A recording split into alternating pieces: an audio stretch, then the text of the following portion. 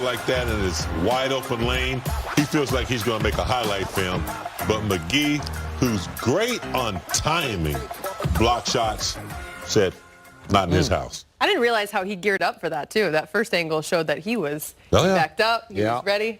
He knows what he's doing. Yeah, timing was huge. What if that'll make like our top 20? Top 50 plays of the year. That's a top 10er. That's a top 10. Of the top 50 plays of the year? You're going to do a show at the end of the year? Top 10? Yeah, you didn't like it last year. I loved it. Troy Daniels scored a season-high 17 points in 21 minutes. He's speaking in the Laker locker room with Mike Trout. That's a great idea. Yeah, that's all. Top 20? Troy, do you think that just the way you guys have been getting some more regular minutes the last week or so, do you think that's helped enable some sort of rhythm? You and Quinn and, KCP2 hitting 11 threes off the bench? Yeah, no question. The more you play, the more rhythm you get. Real game action is the best teacher. You can't really simulate that in practice, so actually getting out there getting some real minutes definitely creates rhythm and confidence in me and Quinn, and, you just got next man up, it's got to be ready to play.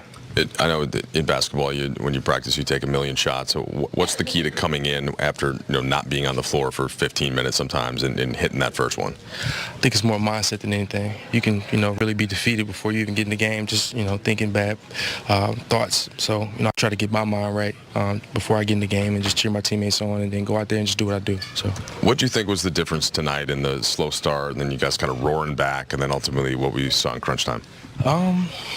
We did come out slow. I'm not trying to discredit what they did, but we came out slow in the first half, and down the stretch we just didn't get enough stops. And Fultz and those guys, they play really well.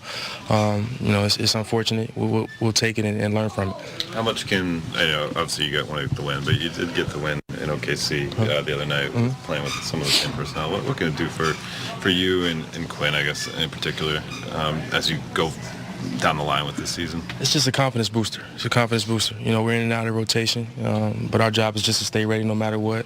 I know it's kind of like the right thing to say, but that's just our job, is to be ready and go out there and do what we're supposed to do and help a team win. So we came up short tonight, but we'll learn from it. All right, this is Troy Daniels having himself a night. Access 360, which is usually good times. Bad defense. Good times. Bad defense. Yeah, it wasn't pretty in the first half, and there was a lot of miscommunications, lack of communication, and that really cost them. Let's take a look here. As you see the ball moving, two players come up on one, and no one rotates over from the weak side. Too late, mismatch, and you can see that he goes right over Kuzma with a little left hand. That was just non-communication. They set a lot of picks, and the Lakers didn't guard them well. Another situation here, going for the steal. Coaches hate that because it puts a lot of pressure on the other four defenders. As you see right now, someone has to come up and help, leaving the three-point shooter wide open as he knocks it down. Play number 3, nice pick on Daniels. LeBron looks like he wants to stunt. Once he does, you can see a lack of communication between McGee and Pope. McGee is saying stay, and Pope is stunting. That was a big play of the game right there. Gordon, airborne, took the life right out of the Lakers with that one. And so bad defense can give a team like Orlando, who's been playing pretty good, a lot of incentive, a lot of momentum. Yeah. They felt like they could beat the Lakers after that first half.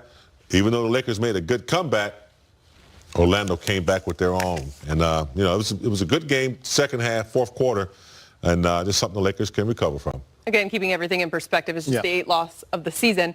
But when you think of it from a standpoint of now moving on, I get tonight was about Orlando, but you've got Houston and you've got Boston. Your next 2 games, you give up 60 points to the Magic in the paint. You're going up against Russ, James Harden, Kemba Walker, guys that can get downhill, play with force. Philly on the horizon. Philly on the horizon.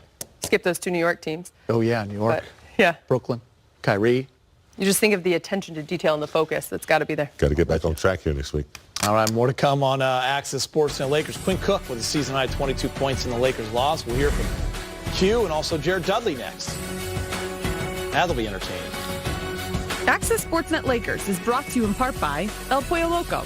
Don't settle for just half a wing. Get whole-cut wings from El Pollo Loco. Feed the flame. Just for him. Yeah, like that. Quinn Cook scored 22 points in 25 minutes off the bench. Let's hear from him. He's with Mike Bresnahan. When you guys hadn't lost a game in exactly 3 weeks, what changed tonight? Those guys got hot. They started the game off the right way. Gave them a 20-point cushion, and those guys are a playoff team. So, you can't give a team like that confidence, and we were playing from behind all night. We made plays and got stops to get it down. We actually took the lead a couple of times, but those guys made plays, and they deserved it. What was the room like afterwards? What did you guys talk about? So I know it's a long season, but we felt like we should have won this one. We'll learn from it, and we'll get better tomorrow. Talk about your game. 22 points, made 4 threes. How'd you feel out there? I felt good, but we lost, so I'd rather have 0 and win. So, we got to get better. Well, as someone who took some time to carve out your space in the league, when you see someone like Markelle Fultz having success in Orlando they didn't have in Philadelphia, what goes through your mind? That's my little brother. He's from the same place, same high school. I've known him basically his whole life. Just to see him, persevere and doing what he's doing now, it's just speaks on what kind of kid he is. Obviously, nothing was handed to him all his whole life, and especially since he's been in the league, it's been tough on him. But, he stayed the course, he stayed resilient, and he put on a show tonight, and so happy and proud of him. Your team has beaten some of the elite teams in the league, and then tonight you go against a lower-level team, and they beat you on their home floor. How much of a shocker, a surprise, or what do you feel about it? It's the NBA, so obviously anybody can be beat on any night. Obviously, we wanted to finish this homestand off the right way before this 5-game road trip. But those guys are a good team, man. Took us down to the wire last time in Orlando, and obviously those guys are banged up. Obviously, we're banged up. So, any given night, and obviously us being the Lakers, we get everybody's best shot. So those guys punched us first, and they deserved it. Let's go inside the numbers. Brought to you by Lexus. The Lakers, they got 68 points from their bench. That's second most this season. 34 assists. Fast break, they got beat 22-17. That's rare. 19-6 second chance points. That's the shocker right there. Look at the free throws. 23 of 29 for Orlando. Just 7 of 11 for the Lakers. The Magic definitely the aggressor in this one. Let's spin it to a positive. In a game like this, you get bench production, and you get those guys getting you back in the game. And, James, it pays dividends later on. But a guy like Quinn Cook, who's, minutes have been here or there, a little bit. And then tonight he gets 25, and he gets the opportunity and delivers. Guys who get a lot of practice time, it's vital sometimes that they are able to bring that to the game in a real game-like situation. And they answered the call tonight. You can tell that they've been prepared, their practices, their training. Cook has been there before. He's no stranger to this type of play, being up in Golden State. I thought Daniels, they call him layup, a career 40% shooter from 3. He was ready. So that's what you want, because you never know when you might need sharp shooting like this in the future or in the playoffs. So it's good to see them get some real time on the floor as opposed to just, practice time.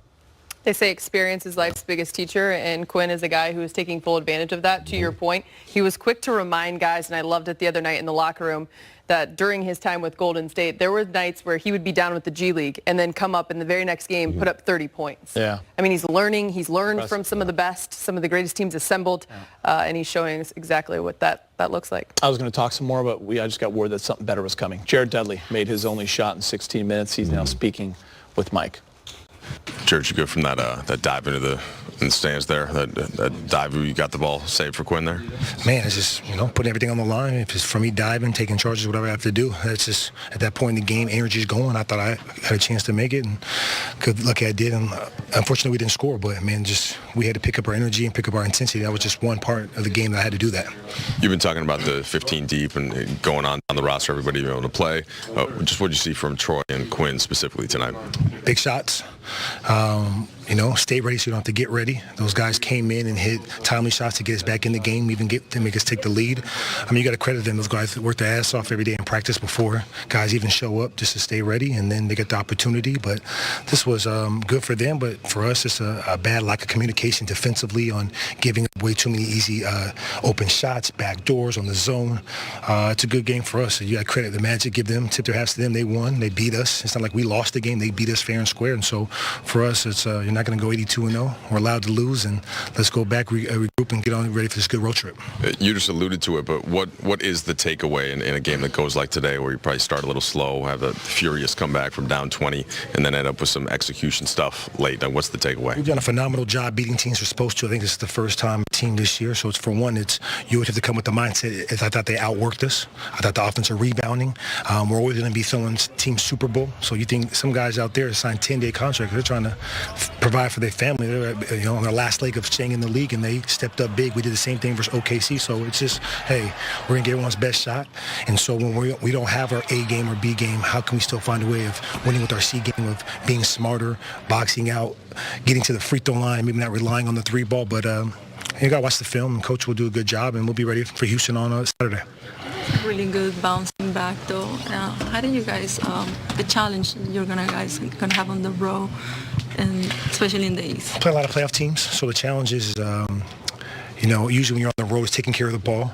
You're getting every team's good shot. So for us, it's, see if we can get Anthony Davis healthy, get him back on this road trip. But if he can't go, it's for us to be able to watch film.